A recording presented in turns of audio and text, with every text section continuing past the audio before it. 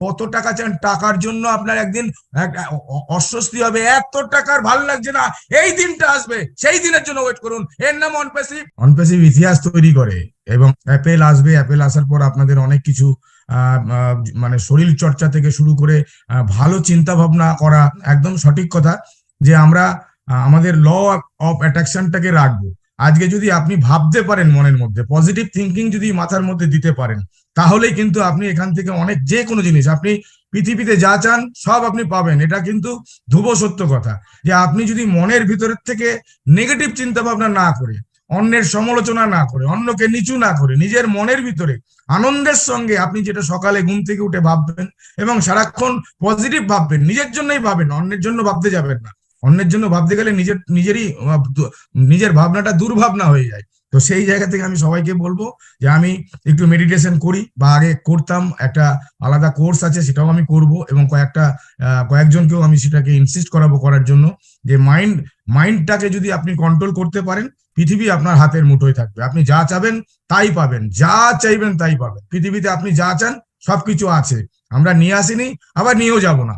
অতএব আপনারা একদম নিশ্চিন্ত মনে মানুষের, অন্যের সঙ্গে আপনার কম্পেয়ার করতে যাবেন না। ও কেন সরকারি চাকরি পেলো, ওর যোগ্যতা কম, ও কেন এটা করলো, এই যে পরের সমালোচনা, পরের নিন্দা যারা করে বেড়াচ্ছেন, তারা নিচের দিকে যাচ্ছেন, নিচের দিকে যাচ্ছেন। Be alert.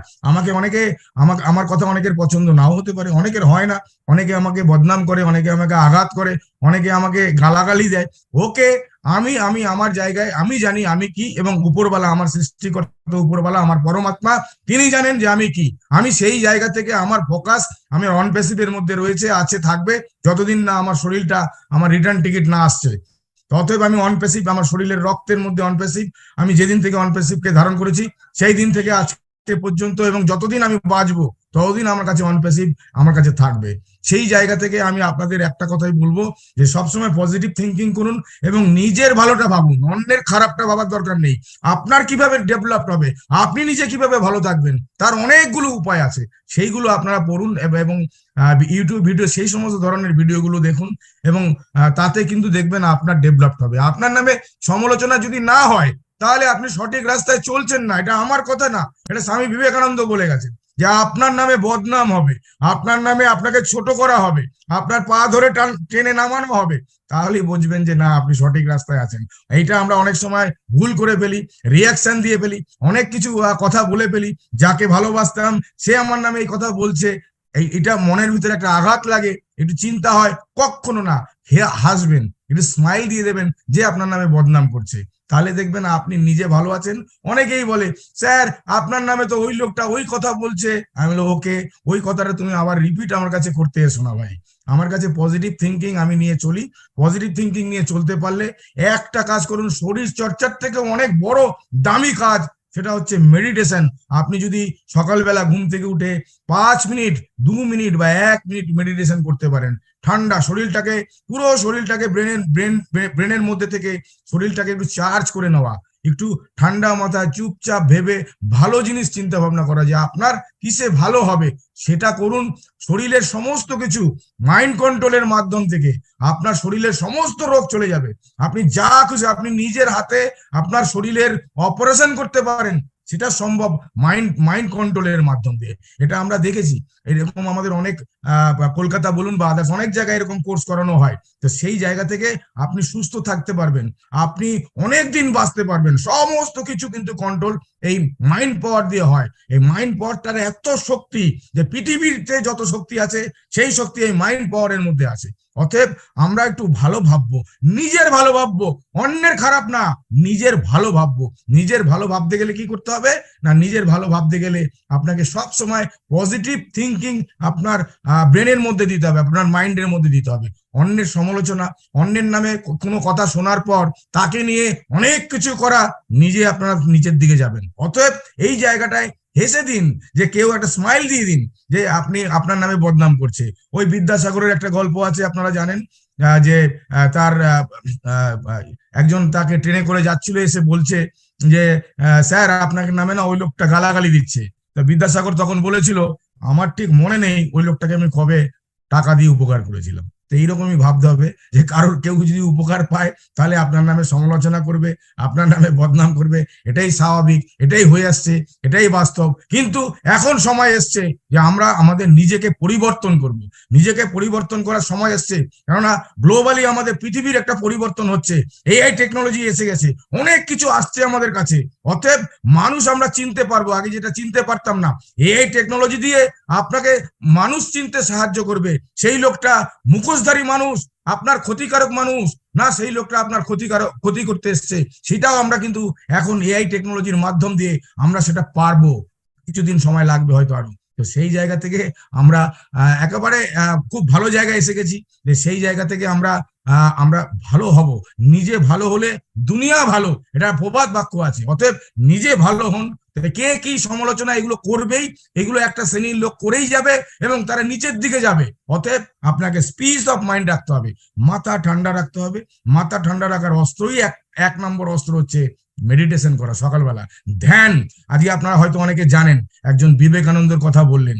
বিবেকানন্দ যখন শিকাগোতে গেছিলেন তখন সেই জায়গায় একটা লাইব্রেরি থেকে বই পড়তেন তিনি। লাইব্রেরি থেকে একজন জার্মান একজন ভদ্রলোক তার বাড়িতে একদিন বিবেকানন্দকে ইনভাইট করে নিয়ে যায় এবং বিবেকানন্দ সেই জার্মানি ভদ্রলোক জার্মানি ভাষায় 700 পৃষ্ঠার একটা বই পড়ছিলেন এবং তিনি তখন বিবেকানন্দকে জিজ্ঞাসা করলেন যে তার বাড়িতে তাকে ডেকে নিয়ে একটা খাওয়ার, একটা অতিথি আপ্যায়ন করার একটা চেষ্টা করছিলেন এবং বিবেকানন্দ সেই বইটা তার কাছ থেকে চাইলো।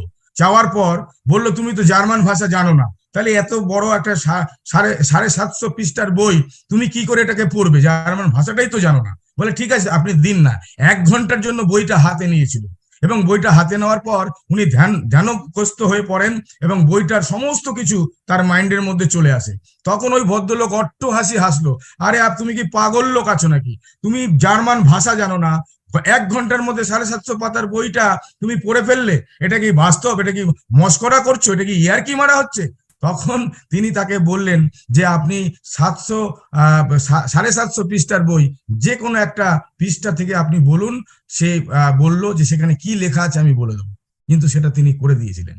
এটা হচ্ছে বিবেকানন্দ, তার ঐশ্বরিক শক্তি, তার পাওয়ার, তার এইসব মেডিটেশনের উপর থেকে আসা, ব্রেনের মধ্যে নিয়ে নেওয়া যে একটা 750 পৃষ্ঠার বই কোন কলমে কোন পৃষ্ঠায় কি লেখা আছে, তার অর্থ কি, সমস্ত কিছু তিনি বলে দিয়েছিলেন। এটা একদম ইতিহাসে আমরা পাই, এটা ধ্রুব সত্য কথা। তো সেই জায়গা থেকে মানুষের মাইন্ড পাওয়ার যে কত বড় হতে পারে সেটা অনেকের মধ্যে আমাদের ধারণা নেই। আপনারা বলতে পারেন, দূর মশাই আমার কাছে টাকা নেই, আমি মনে মনে ভাববো যে আমার কাছে টাকা আছে, তাহলে কি টাকা আসবে? হ্যাঁ, ইয়েস, তাহলেই আসবে।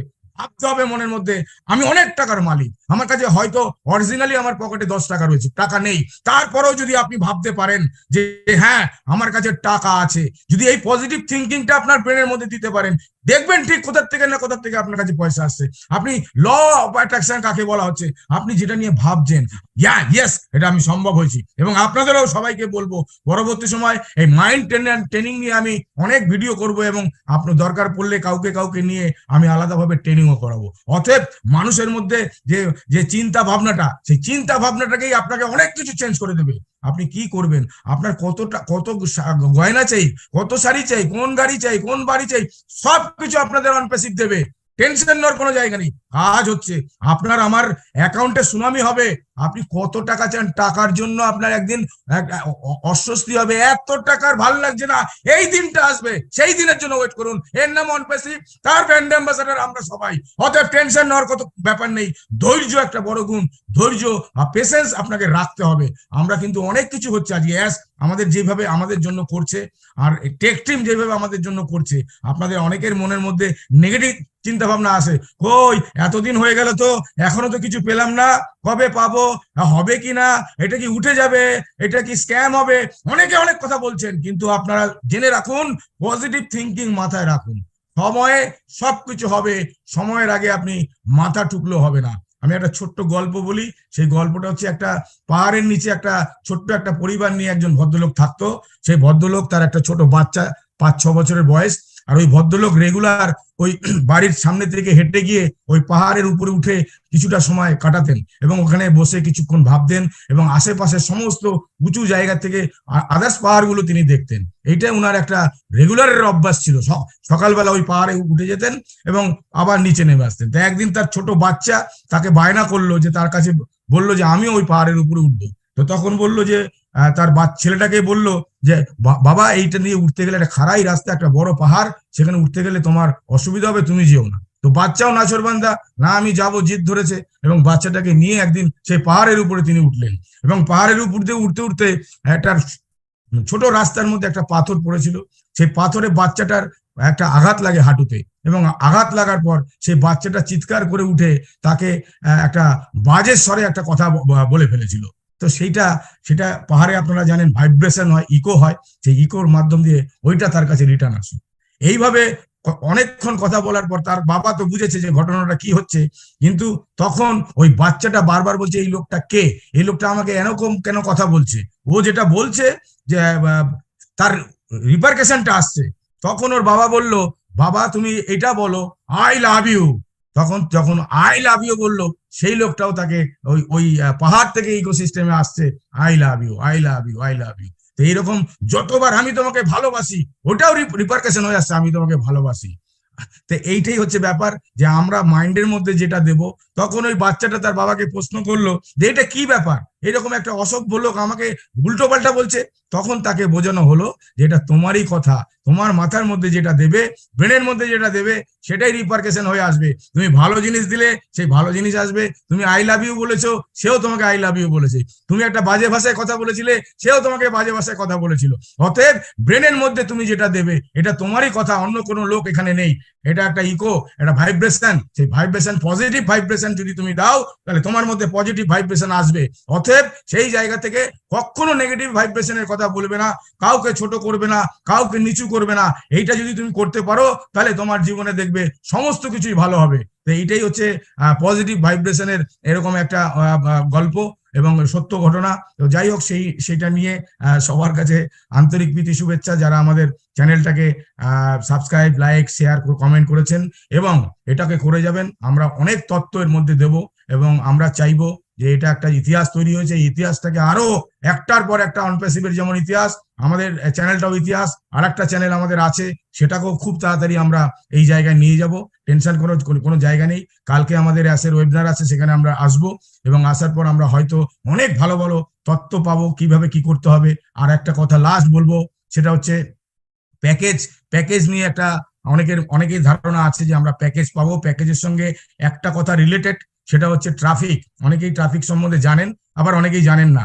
আর আমাদের যে ট্রাফিক গুলো হবে, ট্রাফিক মানে রাস্তায় গাড়ি পাস করার যে দাঁড়িয়ে থাকে সেটা না। ট্রাফিক মানে হচ্ছে ভিউয়ার্স বা আমাদের কাস্টমার বা ইউজার, যেটা বলতে পারেন, সেটা আমাদের কিন্তু অর্গানিক ট্রাফিক আর নর্মাল ট্রাফিকের মধ্যে ডিফারেন্টটা কি না, অরিজিনাল অর্গানিক ট্রাফিক হচ্ছে যেই ট্রাফিকটা, এমনি অনেক ট্রাফিক হয় যে কোনো সমস্ত লোককে একটা জায়গায় দিয়ে দেওয়া ট্রাফিক, তার মধ্যে অনেকের পছন্দ হবে, অনেকের পছন্দ হবে না।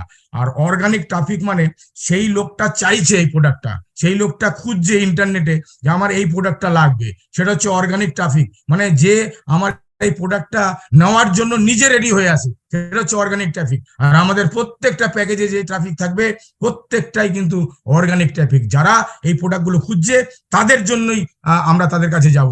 আর আপনারা জানেন অ্যাসের একটা কনভার্টিং রেট আছে, যে যার সঙ্গে সে কথা বলবে, সে ট্রাফিক থেকে কাস্টমারে চেঞ্জ করতে গেলে বা কনভার্ট করতে গেলে অ্যাসের একটা রেকর্ড আছে। অ্যাস এই কাজটাই করে এসছে, সেটা হচ্ছে 80%।